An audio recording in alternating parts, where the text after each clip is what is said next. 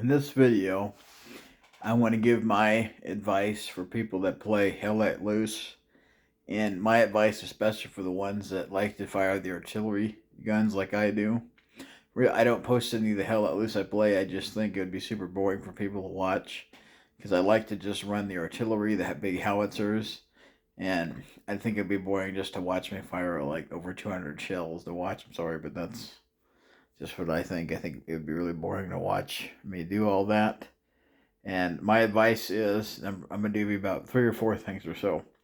I think, number one, it's important to the battle to have multiple howitzers firing at once, because the number one reason is artillery is king of the battle. I mean, look at World War One. They had all those big howitzers, just did a lot of damage to the battles, did a lot of damage to the trenches. All the soldiers. I mean, it was tremendous. And then, I mean, it'll just slow the advance of the enemy, and it'll hold the line. And the other reason is artillery is king of the battle. Artillery is, it's just king of battle because it's so devastating. 155 millimeter shell, it'll cause shrapnel wounds, and it's devastating. So that would be number two. What I think, and the other reason is it'll cause a lot of commotion, a lot of havoc for them.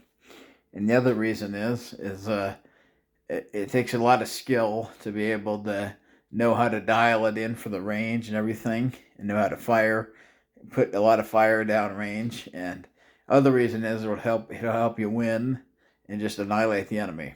Yes, and that's kind of the advice I want to give.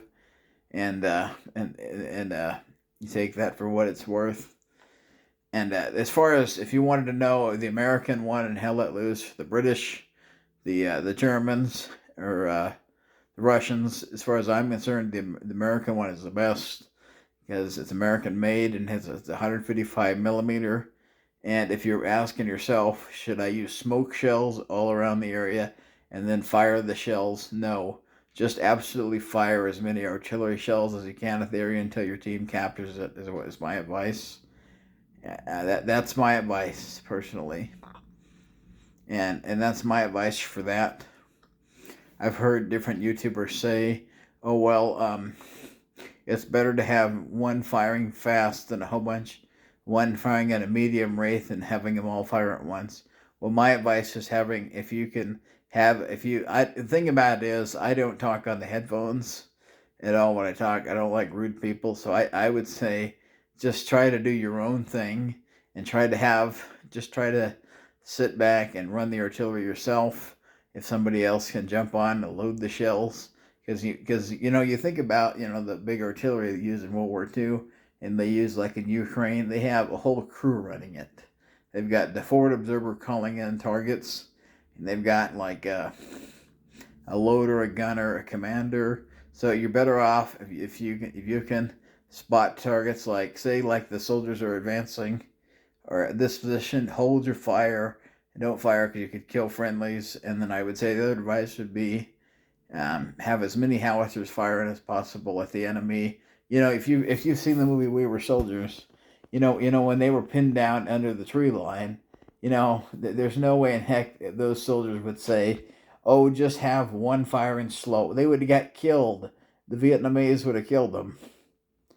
And that's all I got to say. And I thank you for watching. And I just pray that everybody's doing okay wherever they are, if you're in the United States, England, France, and hope you're doing okay. And thank you for watching, and comment, like, subscribe. If any comments or concerns, comment that, but I'll respond. And thank you for watching, and thank you.